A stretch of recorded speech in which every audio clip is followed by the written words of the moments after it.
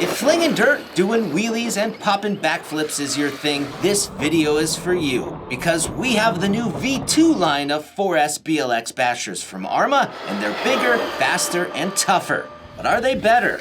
Well, today we find out, testing and punishing these trucks to their breaking point. Spoiler alert, we break them. Oh, triple backflip?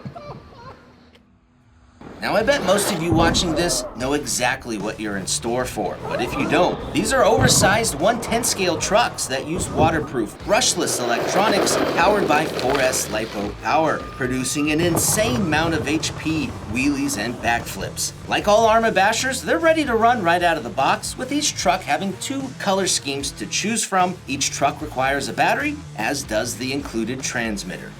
Now these trucks are sold separately, but they currently make up the 4S BLX line of vehicles, with the Kraton 4S BLX and the Outcast 4S BLX. On the surface they look a little different, but under the hood, these trucks are almost identical, with one very big difference. They use different length chassis.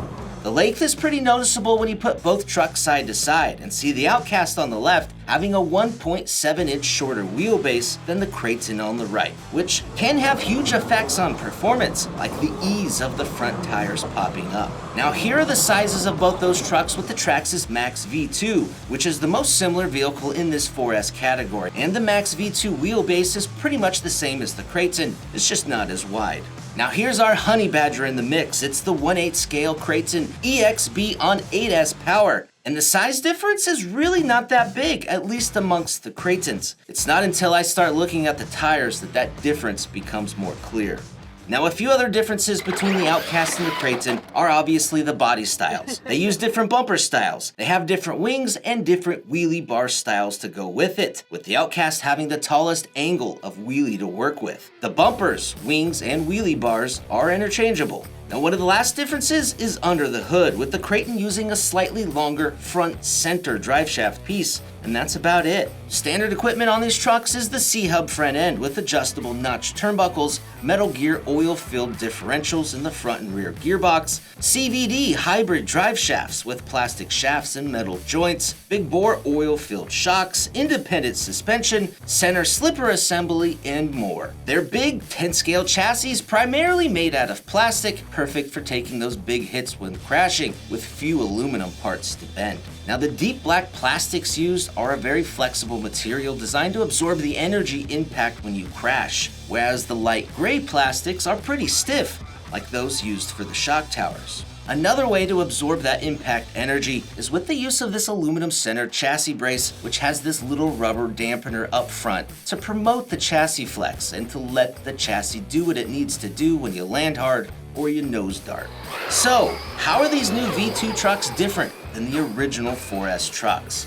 Well, physically, the V2 trucks are bigger. Arma says the new Outcast is 17% larger than the old truck. Even though our V1 truck here has no tires installed, you can tell the new truck is considerably bigger. For the Kraton, Arma says it's 16% larger than the original, and even though our V1 truck here doesn't have the factory tires installed, you can see there is a big difference with this update, which also means between the old and the new trucks, the chassis, the body, and the center drive shafts are not cross-compatible. Now here's something interesting. The new Outcast is almost the same size as the old Kraton, so the new short truck is as long as the old long truck. If you're interested in checking out our old video on the V1 trucks, we'll put a link to it down below. Now other updates include the new suspension arms that are wider, the shock towers that are taller, and the longer shocks to connect them. For the most part, the shocks are the same but use a red anodized aluminum body. They're still extremely plush. More importantly, there are new 1.35 module steel input gears and main diff gears used in both the front and rear gearbox. There's also proper 17mm aluminum wheel hubs used with 17mm wheel hexes. This is a huge improvement over the little 8mm axle nuts that came on the first trucks. Perhaps more importantly than that, the V2 trucks have updated CVD axle drive shafts, constructed from the plastic telescoping shaft with steel ball joints on the end. The CVD barrel and pin is captured and locked in place using these metal clips used on each end.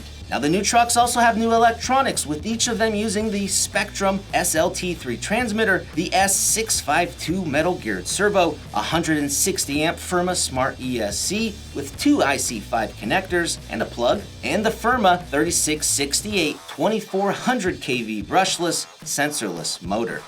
Now to install a battery, there's a new battery box with Velcro straps using integrated wire holders, and they're pretty handy. There's also these little end pieces inside the battery box, which we had to actually remove to get our Gens Ace Basher 6800 mAh 4-cell battery to fit in there, because we're ready to drive. Now for top speeds, Arma claims these trucks will travel in excess of 50 miles an hour. So let's test it. Now the Kraton is up first, and the truck is smooth as silk at high speed, and it's super easy to control. After a few passes, our GPS speed meter recorded a top speed of 54 miles an hour. Next is the Outcast, and since it wheelies so easily, you really need to ease into the power to keep the front end down. But once it's moving, just like the Kraton, it's super smooth to drive at speed. In the end, our fastest recorded speed with the Outcast was 54 miles an hour. So they've got the exact same amount of power and they go the same speed. But why would you choose one over the other? From my experience, what I see from these is that the Arma Kraton 4S is a great all-around basher. It has a slightly longer chassis over the Outcast, so it will require a little bit more throttle input from you, the driver, to get that front end to lift. But it'll still pop wheelies no problem, and it has no problem performing backflips. But you do have to kind of lean into it a little bit more to make it happen, which translates to you can drive the Kraton a little bit more aggressively than the Outcast, and it'll stay stable.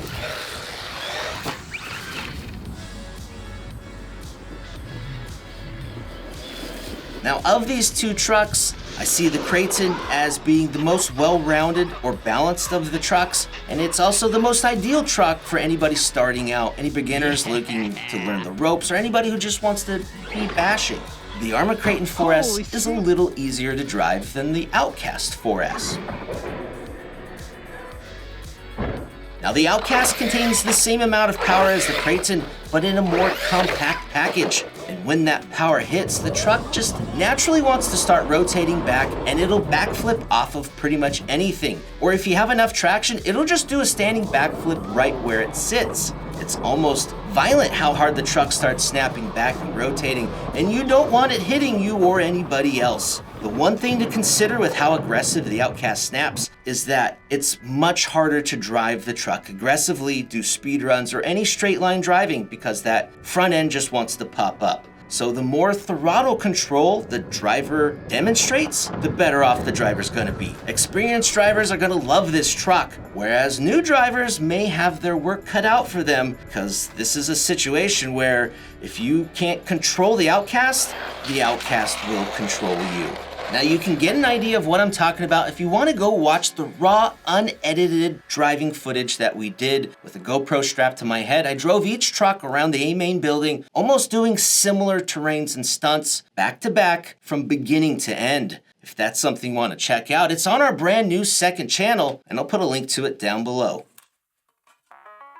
Now what about broken parts? After all the driving and the abuse we put these trucks through, there were some things that happened, and the Outcast got way more abuse than the Kraton did. Now with the Kraton, we didn't actually have anything break. It thermaled on us once, which you can see in that GoPro footage. It was 102 degrees outside, and we got about 15 minutes of runtime before it thermaled.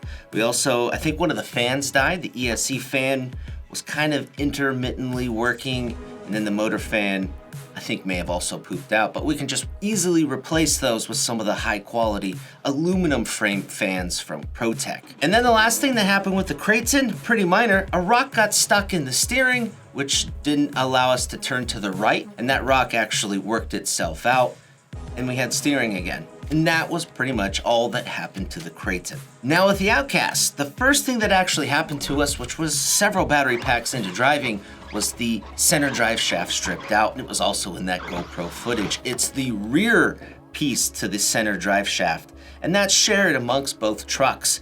The front center piece is different with each truck.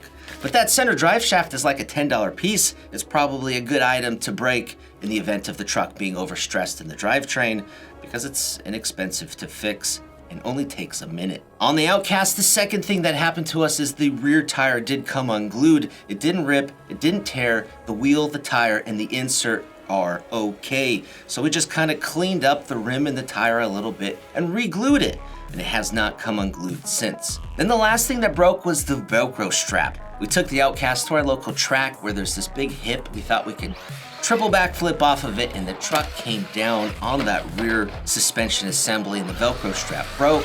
The battery was ejected and it looked like a really bad crash, but that's all that happened. The whole suspension assembly on the left side, you can see, just folds into the chassis when it impacts the ground, and nothing broke and nothing bent. It's not the truck's fault, it's the user's. One last thing I noticed with the Outcast body is these two little holes here with the updated shock tower design in the front. Makes it pretty easy for that body to hit the top of the shock tower. Maybe some little foam pads, double sticky tape to the shock tower would be beneficial in protecting the body here. Guys, these trucks are both phenomenal bashers. Go check them out by following our links down below, or if you want more RC videos, check these out.